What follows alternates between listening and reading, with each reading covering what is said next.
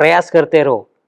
दिखावे में अगर आप टाइम वेस्ट करोगे ना तो आपकी ज़िंदगी पूरी की पूरी ख़त्म हो जाएगी और पछतावे के अलावा आपको हाथ में कुछ नहीं मिलने वाला है। आपकी जो कमज़ोरी है ना उसको आप अगर आप पावर बना दोगे ना आपकी, तो आपको कोई नहीं हरा सकता।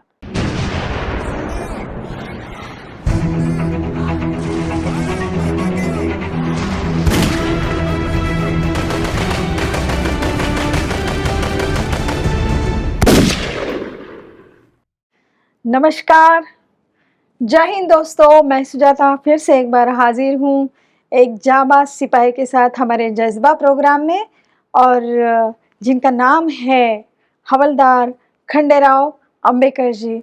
नमस्कार सर, आपका नमस्ते स्वागत है मैडम। हमारे प्रोग्राम में। धन्यवाद। और अब हम जानना चाहेंगे आपकी कहानी, तो आप हमें आपकी कहानी ज़रूर सुनाइए। ज़रूर मैम। मैं एक माजी सैनिक खंडेराव युवराज अंबेकर, आर्मी से रिटायर्ड हूँ और फिलहाल मंत्रालय महाराष्ट्र गवर्नमेंट में अपनी सेवा दे रहा हूँ। जी, तो आपके साथ जो कहानी आपकी है वो हमें सुनाना है आपको। ज़रूर मैम।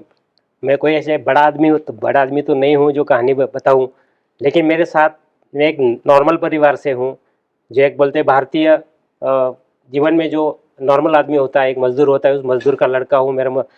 कहने का मतलब है कि मेरे पापा जो थे मज़दूरी करते थे और मज़दूरी करते करते उन्होंने जो हमें पढ़ाने का क्या बोलते हैं हुनर लिया था कि भाई मेरी मेरी गलती जो हो गई है, वो 1976 में 10th डिवीज़न पास कर चुके थे, लेकिन उस 10th डिवीज़न के बावजूद भी उनको आगे बढ़ने की उनके घर वालों ने मदद नहीं की।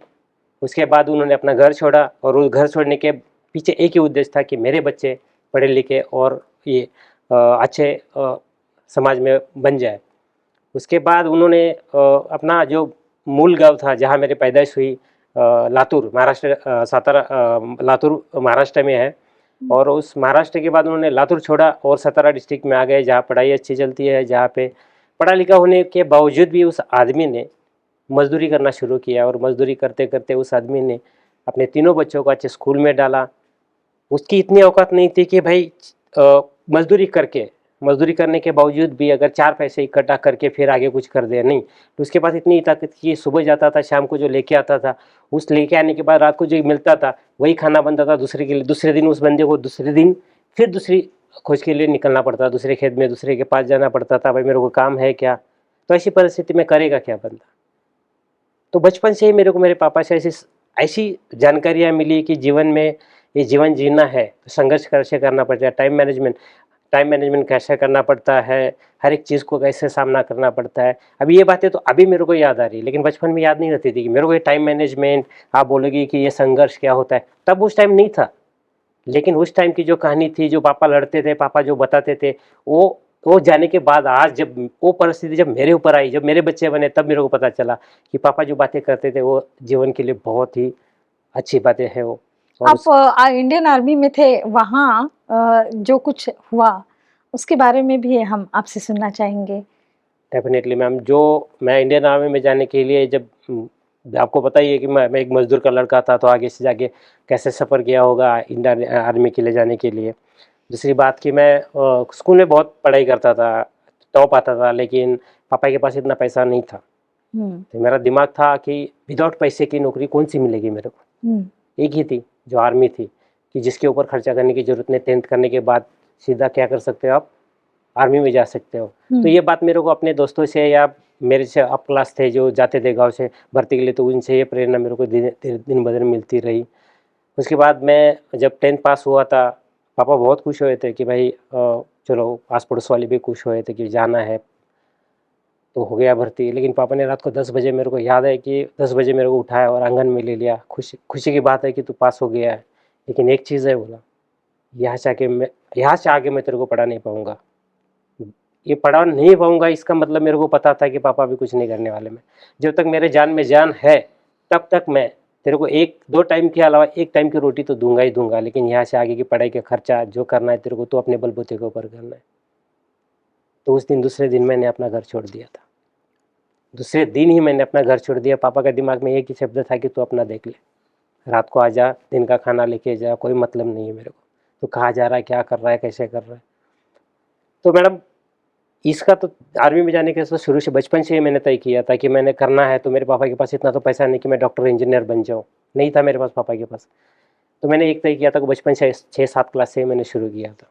मैंने आर्मी में जैसे ज्वाइन किया, मैं कोल्हापुर में भर्ती हुआ, हैदराबाद में ट्रेनिंग किया। क्योंकि मेरी हाइट कम थी इसलिए मेरे को जनरल ड्यूटी में मेरे को चांस नहीं था, लेकिन मैंने पढ़ाई की तेज होने के कारण मैंने क्लरिकल जॉब के लिए एग्ज़ाम दिया और मैं क्लरिकल जॉब हैदराबाद में पूरा करने के बाद मेरी पहली पोस्टिंग कलकत्ता में हुई, दूसरी पोस्टिंग मेरे आसाम में चला गया। स्टाफ क्लर्क होने के कारण मैं 3 साल, हर 3 साल रहता था बस वहाँ पे।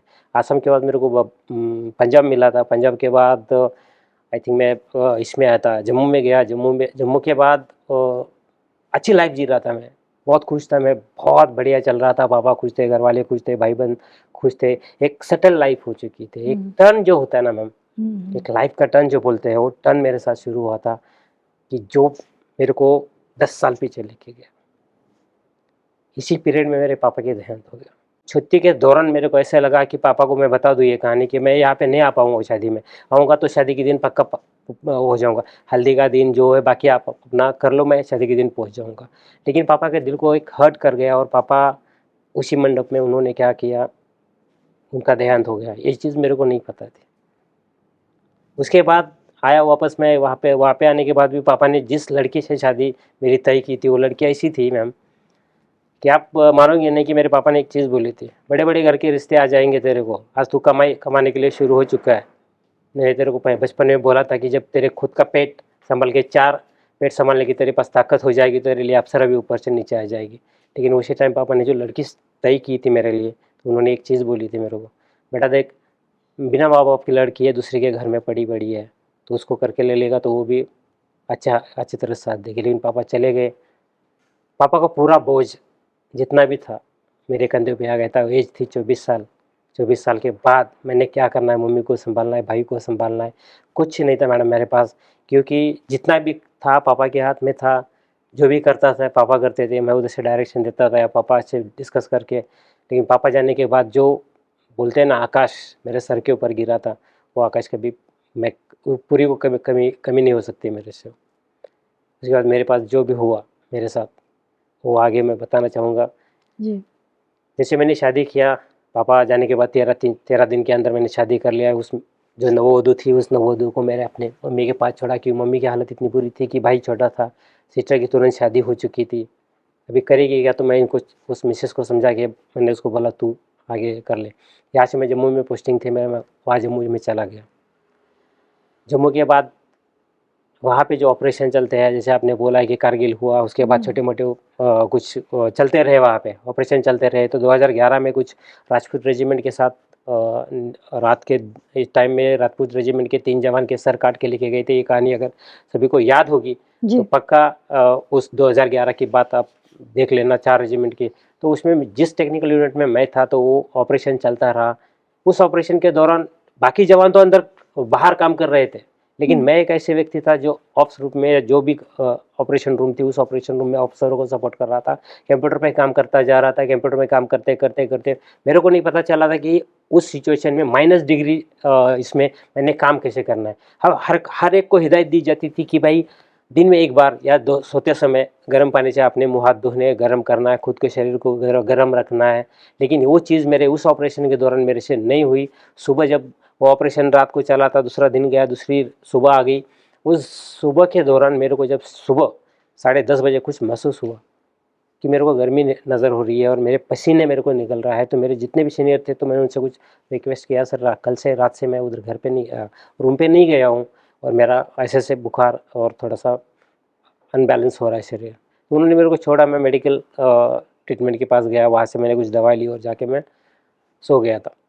सोने के बाद वो रात गई, वो दिन गया, वो रात गई, और ऑपरेशन चल रहा है तो किसी की तरफ ध्यान नहीं था। हमारा सेपरेट रूम था, हम सेपरेट रूम में सो रहे थे। उस सेपरेट रूम में के बाद सुबह जब कोई चाय वाला लेके आया था, उस टाइम मेरे पास ये था, मेरे पे जान थी। ये नहीं बोलता कि मैं पूरा डेड हुआ था, पूरा डेड हो चुका था, लेकिन मेरे पास कुछ दिमाग चल रहा था कि मेरे को कोई ना कोई तो बचा लेगा। रात को मेरे को इतना याद है कि मेरे को सर्दी लग रही थी। पहले ऑलरेडी मैंने एक कंबल लिया था, उसके ऊपर से स्लीपिंग बैग लिया हुआ था। और स्लीपिंग बैग रात को जब किसी को बोला कि मेरे सर्दी लग रही है भाई, तो दूसरे ने अपनी कंबल जो है, ये चीज़ आप देखोगे तो ये बाहर का सिविल आदमी कोई नहीं करेगा, लेकिन अपनी खुद की स्लीपिंग बैग उस बंदे ने मेरे ऊपर डाली ताकि ये जिंदा रहे। पड़ोस वाला जो मेरा साथी सो रहा था वो अपने नॉर्मल इसमें बैठ गया, लेकिन मेरे को सर्दी लग रही है अपनी स्लीपिंग बैग उसने उस -17 डिग्री में उसने मेरे को उड़ा दी और वो सुबह अपनी ड्यूटी के लिए चला गया। लेकिन जब सुबह मैंने एक दूसरे को इशारा करने की, मेरा शरीर काम नहीं कर रहा था, मेरा दिमाग थोड़ा सा काम कर रहा था और मेरा लेफ्ट हैंड मैंने बाहर निकाल के रखा था ताकि उसको इशारा कर सकूँ। एक आदमी चला गया, झाड़ू वाला चालक मार के चला गया, दूसरा भी आके चला गया, लेकिन किसी को कुछ नहीं पता था कि मैं जब वापस शुरू हुआ था सुबह 10:30 8:30 बजे, तो ऑफिस में चर्चा हुई कि ये बंदा है कहाँ, कल से नहीं है, गया हुआ है। तब उनकी हड़बड़ी मच गई। हम गए तो रूम पे, लेकिन वो सो रहा था। तब वहाँ से लोग सब भागे, देखा कि भाई ये बंदा तो सो रहा है। उसके बाद उन्होंने जब मेरे मुंह का ऊपर से खोला, दैट टाइम एक्चुअली ये चीज़ जो भी है इस यहाँ के आगे ये मेरे को बताई गई कहानी है, या ना कि मेरे को ये ज्ञात है कि ये मैं था, जिंदा था या मुर्दा था, जो भी था वो बताई गई कहानी है मेरे को। उन्होंने बोला कि जब जैसे मैं होश में आया तो मेरे को बताया गया था कि जब तो हमने कंबल निकाला तेरा ऊपर से, कंबल निकालने के बावजूद पता चला उनको कि मेरे ओठ सूख गए, मेरा शरीर पूरा ठंडा पड़ चुका है, बॉडी साथ नहीं दे रहे, हाथ साथ नहीं दे रहे, पूरी बॉडी, लेकिन पल्स चल रहा था।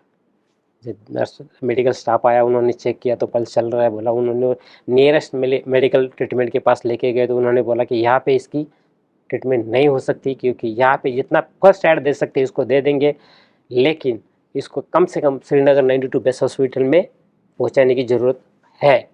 लेकिन पहुँचाओगे कैसे, बर्फ़ गिर रही है, ऑपरेशन तुरंत हो चुका है। आई थिंक उस टाइम वो अफजल गुरु या कोई था, उसको वो फांसी भी दी गई, तो पूरा कर्फ्यू लगा हुआ था, चारों तरफ पूरा सन्नाटा छाया हुआ था, बाहर निकलने की कोई ज़रूरत नहीं, हिम्मत नहीं करता था। तो इसी में भी जो ऑपरेशन चल रहा था उसमें और एक कैजुअलिटी हो चुकी थी। तो इन दोनों को मिलिट्री हॉस्पिटल से लेके बेस हॉस्पिटल श्रीनगर यहाँ पहुँचाना इनको ज़रूरी था। तो उन्होंने कार्रवाई किया, आगे पीछे प्रोटेक्शन लिया, एम्बुलेंस बीच में लिया, और इस बर्फबारी में यहाँ की अपना जो गाड़ी का वाइपर भी नहीं जलता था, लेकिन इन जवानों ने 2 जवान को बचाने के चक्कर में इतना रिस्क लिया, आगे पे प्रोटेक्शन करके हमें हॉस्पिटल में पहुँचा दिया गया। और वहाँ से आगे मेरे ऊपर जो ट्रीटमेंट चली, तो वहाँ मेरे को पता चला कि मेरे दोनों पैर और एक राइट हैंड मेरा पूरा की पूरा पैरालिसिस हो गया, मोनो पैरालिसिस बोलते हैं। नर्व कंप्रेशन पूरा ठंडा पड़ चुका था। और वहाँ से फिर मेरी ज़िंदगी जो बोलते हैं ना, कि पहले मैं अपने पापा के हिसाब से, मेरा घर के हिसाब से मैं थोड़ा, मेरे ऊपर बोझा आ गया था। अब मैं क्या करूँ, इतना नर्वस हो चुका था मैं कि मैं चाहता था कि मैं अगर नहीं जिंदा रहता, मर जाता तो भी अच्छा था। क्योंकि मेरे को अभी अगर घर पे बताऊँ तो मम्मी को अभी सदमा पहुँचा है, भाई को अभी सदमा पहुँचा है। उसी पीरियड में क्या हुआ, मेरी सिस्टर की शादी, पापा एक्सपायर होने के पहले 6 महीने मैंने शादी करवाई थी भाई और सिस्टर की, उसी में जीजा जी एक्सपायर हुए थे। तो जीजा जी जैसे एक्सपायर हुए तो उन ससुराल वालों ने क्या कर दिया, मेरे सिस्टर को, वो प्रेग्नेंट थी, उन्होंने उठा के मेरे घर पे लाके पटक दिया। अब क्या करूँ, क्योंकि हॉस्पिटल में बेड पे था। ये चीज़ मैंने अपने भाई को बताई बस, इसके अलावा मैंने किसी को नहीं बोला। 6 महीने बेड पे था, मम्मी बोलती थी 6 महीने हो गए यार, बच्चा आया नहीं अभी तक। फ़ोन पे बात करता था, मम्मी से बात करता था, लेकिन ये चीज़ मैंने अपने भाई को बताई थी, घर पे किसी को नहीं बताना। क्योंकि घर में आई हुई मेरी वाइफ नववधू थी, उसको तक नहीं बताया कि मेरे साथ कुछ हुआ है और मैं ऐसे बेड पे हूँ, मेरे 2 पैर गए हैं, मेरा 1 हाथ गया हुआ। जब चंडीगढ़ में श्रीनगर में मेरे साथ कुछ नहीं हुआ डॉक्टरों से, तो उन्होंने क्या किया, वहाँ से उठाया और मेरे को उधमपुर मिलिट्री हॉस्पिटल में लेके आए, ताकि उसे वहाँ पे उसको क्लाइमेट थोड़ा चेंज होने के बावजूद वहाँ पे उसकी रिकवरी हो जाएगी। वहाँ से रिकवर होने के बाद उन्होंने मेरे को छुट्टी भेजा, वहाँ पे घर पे भेजा। तो घर वालों को तब पता चला कि मेरे दोनों पैर नहीं रहे और 1 हाथ काम नहीं करता। लेकिन इसके बावजूद भी मैं एक था कि अगर मैं बेटर हूँ तो क्या होगा। लेकिन वापस छुट्टी खत्म हुई, फिर हॉस्पिटल में आया, हॉस्पिटल से फिर यूनिट में आया, लेकिन मेरा शरीर साथ नहीं दे रहा है। डॉक्टरों ने मेरे को सजेशन दिया कि इसको कोल्ड क्लाइमेट में मत रखो। वो सीओ से, जो मेरे यूनिट के जो कमांडिंग ऑफिसर थे, उनको बोला इसकी पोस्टिंग यहाँ से गर्मी या पीस इलाके में, जो पीस इलाका बोलते हैं, जो कि अभी हेल्टी में हूँ, तो नॉर्मल इलाके में इसको भेज दो। तो इसके मुताबिक मेरे को सूरतगढ़ भेजा गया, जहाँ गर्मी थी। लेकिन वहाँ के जो स्टाफ था मेरा, वो स्टाफ, उनको पहले ही मेरे उधर के अफसरों ने बताया था कि ये बंदा सेंसिटिव है, ऐसे स्टाफ में काम करता था, ताकि इसको मदद करो कि ये आगे खड़ा हो जाए। लेकिन वहाँ जाने के बावजूद भी मैं जहाँ भी चलता था, रूम से चलता था मैं, ये नहीं है कि मैं डंडा लेके चलता था, दीवार को लेके चलता था, कि मेरे को खड़ा होना था। इतनी कम एज में 27-28 साल की 30 साल की एज में अगर मैं जगह पे बैठूँ तो क्या होगा। मेरा दिमाग में एक था कि मैं ज़िंदगी जीना है मैंने। मैं चलता था, गिरता था, कोई गिर गया तो उधर ही पेड़ पड़ रहा था, तो कोई दिखता था बोलता यूनिट वाला, अरे इधर गिर गया, इसको ऑफिस में जाके छोड़ दो। लेकिन मैंने काम करना नहीं छोड़ा मैडम, कभी काम करना नहीं छोड़ा, क्योंकि मेरे को पता था मैं अगर स्लीप करता हूँ तो मेरा शरीर ठंडा पड़ जाता है। सुबह 5 बजे उठता था, जो भी है मेरा रेगुलर काम करता था। वहाँ से करने के बावजूद मैं भी इन जवानों के साथ चलता था, लेकिन जवान सभी बोलते थे अरे घुमा मत कर, गिर जाएगा तो कहीं हम नहीं उठाने आएंगे, कोई हम अपनी जगह। तो मैं ऑफिस में जाके काम करता था, वहाँ पे रिकवर हुआ। लेकिन 13 साल के बाद जब घर का परेशानी, वाइफ की ऊपर से परेशानी, सिस्टर घर पे आई, उसका प्रेगनेंसी, मम्मी का एकदम पापा जाने के बाद ऊपर से ये दूसरा मम्मी के ऊपर क्या हुआ, बोझ आ गया कि इतना स्ट्रेस में चली गई थी मम्मी। भाई छोटा था, वो क्या करेगा अकेला, उसके ऊपर बलबूती के ऊपर मैं छोड़ नहीं सकता था। पूरा स्ट्रेस आ चुका था, मैं निगेटिव माइंड में जा चुका था मैडम, कुछ नहीं कर सकता था। मैंने 13 साल की उम्र में 13 साल सर्विस में मैंने एप्लीकेशन दे दिया था कि मेरे को सर्विस नहीं करना है, मेरे को जो ज़िंदगी बचे मैं अपने परिवार के साथ निकालना चाहता हूँ। लेकिन वहाँ के अफसर भी इतने अच्छे थे कि उन्होंने, तू थक क्यों गया है, तो अपनी ज़िंदगी की खराब क्यों करना चाहता, हम है ना, अपना साथ हम दे देंगे, तेरा परिवार और हमारा परिवार एक ही है। ये बाहर की समाज में आपको ये चीज़ कभी नहीं मिलेगी मैडम, नहीं मिलेगी। लेकिन आर्मी में जिसके साथ आप रहते हो उनके साथ आप पर्सनल मेंटली कनेक्ट हो जाते हो, दिल से कनेक्ट हो जाते हो, ऑफिशियल कनेक्ट हो जाते हो, एक दूसरे का दुख सहन कर सकते हो। कुछ भी हो जाए, आपकी माँ वहाँ पे नहीं रहती, लेकिन एक बंदा आपके पड़ोस में सो रहा है, वो पक्का आपको चेक करेगा, यार बुखार था रात को, सुबह उतरा गया। यहाँ से लेकिन जवान की बात कर रहे हो जो साथ में बैठे, यहाँ तक कि हायर लेवल तक बंदा जो कमांडिंग ऑफिसर बैठे हैं उनको एक एक जवान का पता रहता है, एक परिवार की तरह। वो बोलते कल ये बंदा अपना एडमिट हुआ था, उसका कुछ उधर से रिपोर्ट आया क्या। तो ये जो भावना होती है ना, आर्मी के अलावा कहीं नहीं होती। तो इन्होंने मेरे बारे में आगे जाके मेरे को बोला इसकी लाइफ सेट करनी है तो काम कर ले, हम है तेरे पीछे। तो आर्मी ने मेरे को फैमिली की तरह एक रखा, मेरा परिवार का ध्यान रखा। जी, ये बाहर तो की संस्था बहुत नहीं कर सकते। दिलचस्प कहानी इन्होंने बताई अपनी। और अब हम बढ़ते हैं आगे आपके अतीत की तरफ। बचपन तो आपने बहुत कुछ बताया, पर थोड़ा बहुत ऐसे कि आप आर्मी ज्वाइन की आपने, तो उसके लिए क्या-क्या तैयारी की थी और बचपन में आप किस तरह के खेल खेला करते थे? इस तरह के कोई फिजिकल फिटनेस आप रखने के लिए क्या करते थे? सही ये बात है सब। मैम, अगर आर्मी में आना है तो फिजिकल फिटनेस, मेंटली तैयारी, यह सबसे बहुत बड़ी चीज़ है। आपको पहले बारे में बताया कि मेरे परिवार इतना बड़ा परिवार नहीं था कि हुँ। मैं अपने परिवार की तरफ से कि ये कोचिंग लूँ, वो कोचिंग लूँ ताकि मैं आगे बढ़ूँ। तो मेरे हुँ। को एक पता था कि मेरे पापा के पास पैसा नहीं है। उन्होंने जो जीवन के बारे में हुँ। मेरे को बताया था, एडजस्टमेंट कैसे होता है, क्या करना है, ये कहानी आपको बताया कि पापा ने 10th के बाद मेरे को क्या शब्द वर्ड जी। यूज़ किए, वो मेरे दिमाग में थे। मैंने वहाँ से शुरू किया था 6-7 में कि अगर मेरे को इंजीनियर नहीं बनना है, मेरे को डॉक्टर नहीं बनना है, पढ़ाई में तेज हूँ, स्कूल वाले। यहाँ तक मैं एक बात बताना चाहता हूँ जो मैम, कि मेरे पास किताबें नहीं रहती थी। हुँ। मैं फर्स्ट क्लास से लेकर 7th क्लास तक जिला परिषद की जो स्कूल होती है, गवर्नमेंट स्कूल होते हैं, उस स्कूल में पढ़ा हूँ। उस स्कूल में जो टीचर थी मेरे को 4th क्लास तक, उसके बच्चे थे छोटे, उस बच्चों को संभालने का काम मैं करता था। और उसके अच्छा। बदले वो टीचर मेरी फीस, मेरे को पढ़ाना, यहाँ तक कि शाम तक उनके बच्चों के पास खेलता रहता था, उनके बच्चे शाम को अपने घर चला जाता था। ये परिस्थिति वहाँ तक नहीं सीमित रही मेरी, उससे आगे भी मैं लड़ता रहा। उसके आगे लड़ने के बाद मेरे को आर्मी का चस्का, जब मैं ये सतारा डिस्ट्रिक्ट जो बोलते हैं ना, शिवाजी महाराज का मावल तालुका जो बोलते हैं, यहाँ पे क्या है, अंदर से लगाती, तो वो जो बच्चे रहते थे उन्हीं के साथ बचपन से पढ़ा, तो आर्मी के बारे में सब कुछ पता था कि अगर एक नौकरी चाहिए तो इसके लिए फिजिकल फिट कर दो, थोड़ी सी पढ़ाई कर दो, आज बंदा सेलेक्ट हो जाता है। लेकिन आर्मी आर्मी को गांव में जब कोई बंदा आता था ना ड्रेस पहन के, तो लगता था कि हाँ मैं आर्मी में जाऊंगा, और तय कर लिया था मैंने कि आर्मी जाना है। तो शुरू से मैं पढ़ाई के साथ साथ मैं भागदौड़, खेलकूद, मैं कबड्डी टीम का कैप्टन था। 7वीं क्लास में भी मैं अपनी स्कूल का नाम रोशन किया है। जो बोलते हैं ना, जिस गांव का पता किसी को पता नहीं था, वो चीज़ न्यूज़पेपर में मैं अभी उस गाँव वाले बोलते हैं। और यहाँ तक बोलते हैं वो गाँव वाले कि भाई इस गाँव में जो जाने वाला रास्ता, जिसने भी खड्डे पड़े हैं ना, जितने खड्डे हुए ना इस बंदे के कारण के, कि बचपन से शुरू से पड़ा भागता था यहाँ से। ये तय होने के बाद, जैसे मैंने बोला 10वीं क्लास के बाद मैंने, जैसे इसमें क्या है, निगेटिव भी बोला ना, जो जिस निगेटिव में जाते हैं लोग, तो इसमें ना मैम 100 आदमी अगर पकड़ लो तो 99% लोग क्या है अपने पैर खींचने वाले होते हैं, और एक आदमी जो होता है जो ऊपर होता है, जो आपको ऊपर लेता है। अभी आपके ऊपर डिपेंड है। मैं संघर्ष के बिना आपको ये सफलता कभी नहीं मिलती। प्रयास करते रहो। दिखावे में अगर आप टाइम वेस्ट करोगे ना तो आपकी ज़िंदगी पूरी की पूरी खत्म हो जाएगी, और पछतावे के अलावा आपको हाथ में कुछ नहीं मिलने वाला है। प्रयास करता रहा। 99 लोग ऐसे थे जो कि मेरे को पीछे खींचते थे। क्या बोलते थे पता है? 10 क्लास पास किया, घर छोड़ दिया, सुबह शाम को आता था, टिफ़िन लेता था मम्मी से, निकल जाता था।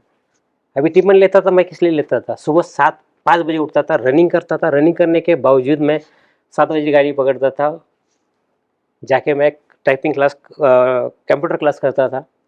कॉलेज का एक आध पीरियड कर लिया तो नहीं कर लिया। टीचरों से संपर्क साध चुका था। ये जो आपको गैस घर पे गैस देने का गाड़ी वाले आते हैं ना, उस गाड़ी पे मैंने काम किया है। मैं शर्म नहीं करता। उस गाड़ी पे मैंने सिलेंडर, उम्र के 15 या 16 साल में मैंने वो सिलेंडर उठा के 3rd फ्लोर पे लेके गया। और जब वो 3rd फ्लोर पे लेके जाता था ना, जो सामने से आंटी आती थी ना, बेटा ये सिलेंडर कौन लाया? आंटी को जो बोलता था मैं लाया। तो ऊपर नीचे देखती थी, सिलेंडर इतनी हाइट है, सिलेंडर इतना वेट है, तो कैसे लाएगा? लेकिन परिस्थिति जो चीज़ है ना मैम, सब कुछ सिखा देती है। तो वो आंटी ऊपर के 35, 36, 65 समथिंग कुछ था सिलेंडर था, 1 रुपये रख ले तेरे पास। वो मेरे पढ़ाई के काम आता था। पढ़ाई भी ऐसी की 11 12th की कि मेरे साथ जो लड़कियां पढ़ती थी, लड़के पहनते थे। कल मराठी का पेपर है और परसों हिंदी का है, तो मराठी का पढ़ाई कभी नहीं किया मैंने। मैं हिंदी का पेपर लेता था, हिंदी की बुक पढ़ता था, मराठी का पहले ही पढ़ता था। तो 12th के बाद मैंने, जैसे 12th का एग्ज़ाम था और मैंने फर्स्ट बार मैं रैली में गया था। रैली में गया, जाने के बाद रैली में एक दिमाग में था मैम कि मैं जीतना है तो एक बार ही जीतना है, एक जगह होगी तो वो मेरी है। क्योंकि मैंने अपने पापा का संघर्ष देखा था, पापा की मेहनत देखी थी, उनकी गरीबी देखी थी, और उसको अगर ठीक करना है ना, मेरी एक टाइम, वो जो 2.5 मिनट या 3 मिनट जो उस टाइम थे, वो 3 मिनट मेरी लाइफ के पूरा यू टर्न दे सकते थे। जो आर्मी का भर्ती का जो प्रक्रिया शुरू होता है वो दौड़ से शुरू होता है, और इस दौड़ के लिए मैं जब शुरू से दौड़ता था, सिलेंडर जब लेता था, तीन मंजिली पे जब चढ़ता था, उसका फ़ायदा मेरे को उस ग्राउंड में हुआ। आधा राउंड हो चुका था मैम, लेकिन आधे राउंड में इतना भीड़ था कि मैं, एक तो हाइट छोटी, बीच में फंस जाता। बड़े बड़े बॉडी बिल्डर भागते थे, करेगा क्या? लेकिन दिमाग में एक आया, पापा काम कर रहे, धूप में उनके शर्ट यहाँ फटा हुआ है, वो काला पड़ चुका है, पैर में चप्पल फटी हुई है। कोई दूसरा एक आदमी, मेरे पापा इतने पढ़े लिखे होने के बावजूद भी कोई बोलता है ए युवराज इधर आ, और गुस्सा आता था, यार कितना पढ़ा लिखा आदमी, इतना शांत आदमी भी हंसा आया मैं।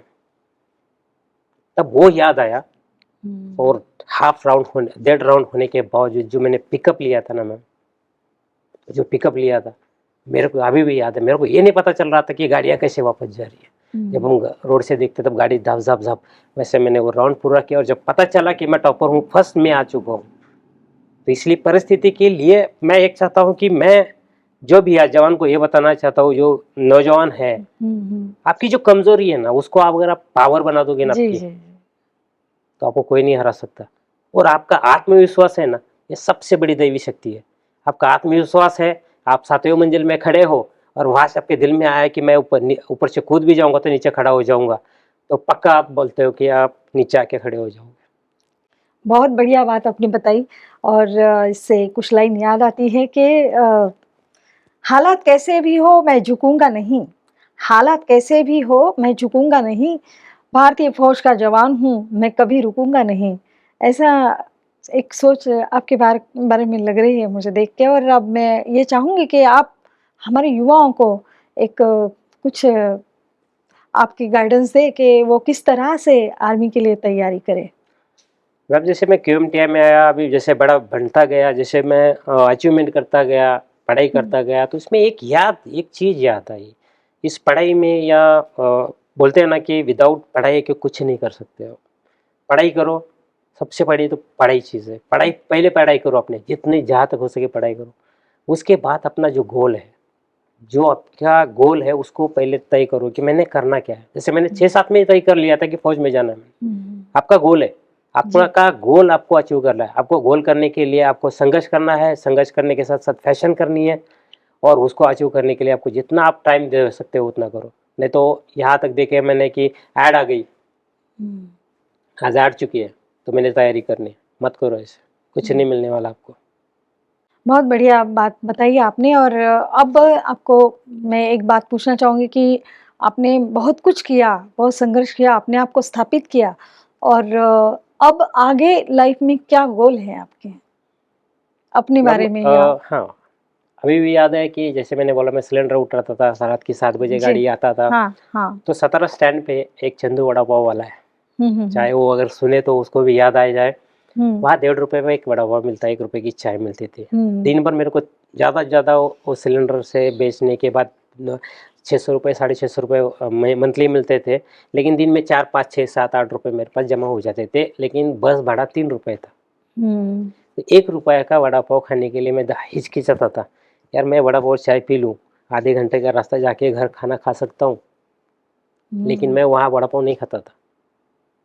क्या करता था, घर आ जाता था, क्योंकि मैं सोचता था कि कल क्या करना है, मैंने कल बस कब है। तो मैम मैं अभी बताना चाहूँगा, जैसे इस QMTI में आया, इस QMTI की वजह से जो मैं हूँ आज, मेरे भारतीय आर्मी ने जो मेरे साथ सहयोग किया, इस QMTI ने जो सहयोग दिया, जिन अफसरों ने, मैं उन अफसरों को आज धन्यवाद देना चाहता हूँ, इस QMTI को धन्यवाद देता हूँ, क्योंकि एक जवान के पास एक डिसिप्लिन होता है, उसके बाद हार्ड वर्क होता है, उसके बाद हर एक चीज़ करने की ताकत होती है, लेकिन वो ताकत को सही डायरेक्शन देने का काम इस QMTI ने किया। यहाँ आने के बाद जो कोर्सेज किए, यहाँ पे जो मैनेजमेंट कोर्स चलता है वहाँ पे किया, और यहाँ से मेरे को गोल, अगर 2013 की बात या 14 की बात की जाए तो मेरे पास यहाँ पे मैं था, यहाँ क्वार्टर लिया था, तो मेरे को यहाँ से राशन मिलता था, जो पेमेंट आती थी, मैं उस टाइम इतना पेमेंट नहीं था, उस पेमेंट में मैं गुजारा, मम्मी का गुजारा करना है, भाई की पढ़ाई करनी है, मेरा गुजारा चलाना। एक तो मैं अपंग था, मेरी मिसेस यहाँ पे इसी QMTI में मसाले का उद्योग करती थी, सरगम मसाले की एजेंसी ले चुकी थी, ताकि मेरे हस्बैंड ऐसे हैं तो मैं आगे जाके क्या करूँगा। इस खिड़की में गए थे हम, इस खिड़की के कॉर्नर पे जब हम खड़े थे, मिसेस, मैं पीछे बैठा था, बच्चों को लेके, मिसेस थी, एक औरत 2 बच्चों को लेके भीख मांग रही। तब मैं दोनों पैर से अधूरी था, इतना चल नहीं पाता था, तो मेरे मिसेस ने मेरे को आंखों में पानी आके मेरे को एक चीज़ बोली थी, अगर आप ठीक नहीं हुए ना तो ये हालत मेरी हो जाएगी, ये हालत मेरी हो जाएगी। तब से मैंने तय कर लिया, यहाँ का जो पढ़ाई थी, पढ़ाई में ध्यान दिया, अपने फिजिकल के ऊपर ध्यान दिया, और आज मैं बोलता हूँ, मैं आज मैं अपना बड़प्पन नहीं बताता। 2013 तो एक पिछले 6-7 साल के पहले अगर किसी ने मेरे को 10 या 20 रुपये मांगे तो मैं देने के लिए हिचकिचाता था, लेकिन आज मैं इतना वेल सेट हूँ। मैंने यहाँ रह के कॉम्पिटिटिव एग्ज़ाम दिया, Maharashtra public service commission crack किया, आज मैं महाराष्ट्र गवर्नमेंट में मंत्रालय में स्थित हूँ। उसके साथ साथ जो मैंने यहाँ सीखा, उसकी बदौलत मैंने एक गारमेंट, मेरा एक गारमेंट का शॉप है जो मिसेज चलाती है, और एक जेरोक्स सेंटर है, और अभी फ़िलहाल मेरा पूरा ध्यान, मेरे पापा की ज़मीन थी जो मेरे चाचा लोगों के पास पड़ी थी, वो पिछले 3-4 सालों से मैंने वो मेरे कब्जे में लिया, और वहाँ पे मैं डेवलपमेंट शुरू किया। इसी के साथ साथ मैं अभी पिछले बार मेरे को यहाँ के जो कैप्टन चेतले साहब थे, उन्होंने पिछली बार पूछा था कि जैसे आपने पूछा कि आगे का गोल क्या है तेरा, मैम अनडेवलप एरिया में घुसने की सोच रहा हूँ मैं। डेवलप एरिया में कंपटीशन बहुत है, अनडेवलप एरिया जैसे मराठवाड़ा में, तो मैं एक्चुअली मराठवाड़ा का हूँ, तो वहाँ पे मैंने अभी बीच में जगह ली थी, लेकिन वो थोड़ा कुछ हुआ था, लेकिन रुकने का नाम नहीं लेना मैंने जी, रुकना नहीं है मैंने जो 1 रुपये का वड़ा पाव के लिए रुकता था वो नहीं करना है किसी को। मैंने ठान लिया है कि एक समाज में एक नाम कमा के जाना है। जैसे एक चीज़ बोलते हैं ना, रास्ते से हज़ारों गाड़ी आ जाती है, रास्ते से हज़ारों गाड़ी आ जाती है, लेकिन भारतीय सेना की जब गाड़ियों का ताफा गुजरता है ना, क्या हो जाता है, सब देखते रहते हैं। उसी तरह जिस पृथ्वी तल पे बहुत सारा समाज है, बहुत सारा समाज, लेकिन उसमें मेरे को बता दो, एक फौजी चला दो तो उस फौजी तुरंत नजर आता है। उसी तरह मेरे को इस गाड़ियों की तरह और इस अलग अपनी खुद की पहचान बनानी है। QMTI में आप जब आए थे तब का लोगों का, उससे पहले का नजरिया और आज का नजरिया किस तरह से है आपके बारे में, ये थोड़ा सा बताएं हमें। लोगों का नजरिया मैम, नजरिए की बात अगर कहते हो तो आदमी लोग देखने का नज़रिया हर एक का अलग होता है। जिस लड़के को आप बोलते हो ना कि लड़की दे नहीं देता था कोई, क्या करते हो कैसे करते हो, मैंने अपना आई कार्ड दिखाया, ये लोगों का नज़रिया इतना घिना होता है या लोगों का नज़रिया इतना कि ये ऐसा ही है, आदमी उसका दिमाग नहीं पड़ता ये क्या आदमी है। मैं भी आज कोई जा रहा तो उसको मैं देखता हूँ क्या कोई कोई कैसे जा रहा है, लेकिन देखने का नज़रिया चेंज करो अपना। तब मैम मेरे रिश्तेदार, एक तो जी। बचपन से मैं अलग पढ़ा रहा, पापा के साथ अलग रहा, रिश्तेदारों में नहीं था, लेकिन सब बोलते थे पता नहीं बाप गाँव छोड़ के चला गया, बच्चे क्या करते होंगे पता नहीं, कोई लड़की नहीं देता था। लेकिन आज वही समाज, आज वही जितने रिश्तेदार है, जब मैं महाराष्ट्र में टॉप रैंकिंग में आ गया था, पब्लिक कमीशन सर्विस क्रैक कर चुका था, तो मेरे को जो कॉल आए थे, मेरे को अपेक्षा भी नहीं थी कि वो आदमी मेरे को कॉल कर सकता है, ये आदमी है। आज जब जाता हूँ जहाँ पे जितने भी रिश्तेदारों में जाता हूँ, इस क्यूएमटी की बदौलत है, यहाँ पे जो ट्रेनिंग मिला, आर्मी ने जो ट्रेनिंग दिया, अगर आपको अच्छी आज जवान भारतीय जितने भी युवक हैं उनको अगर अच्छी लाइफ जीने तो उन्होंने डेफिनेटली, मैं बोलता हूँ कुछ साल आपका शरीर सुदृढ़ है, आपकी क्वालिटी है आप में, तो भारतीय सेना, भारतीय जितना भी है नेवी, एयरफोर्स, उसको ज्वाइन करो, 15 साल अपने निकाल दो। यहाँ तक देखा कि मेरी आधी सर्विस ख़त्म होने के बावजूद भी लड़के मेरे साथ वाले पढ़ ही रहे थे, तब आप लाइफ सेट करके निकल जाओगे। लेकिन सर्विस करते करते अपनी पढ़ाई भी जारी रखो, और वो मैंने किया हुआ है। बहुत अच्छी बातें आपने बताई। तो श्रोताओं, आपने सुना कि किस तरह से अपना ज़िंदगी का संघर्षपूर्ण सफ़र खंडेराव जी आंबेकर ने किया, और उसके बाद सेना में जो कुछ सपोर्ट भी मिला उनको, फिर क्यूएमटीआई में आके अपने आप को उन्होंने स्थापित किया। तो अब वक्त का तगाज़ा कहता है कि आपसे इजाज़त लेनी चाहिए, और सर आप यहाँ आए और इतनी अच्छी आपकी कहानी आपने हमें बताई और युवाओं को भी बहुत प्रेरणा दी, इसके लिए आपका बहुत धन्यवाद। तो दोस्तों, मैं सुजाता अब आपसे लेती हूँ इजाज़त। अगली कड़ी में फिर से मिलते हैं किसी जाबाज सिपाही से। जय हिंद।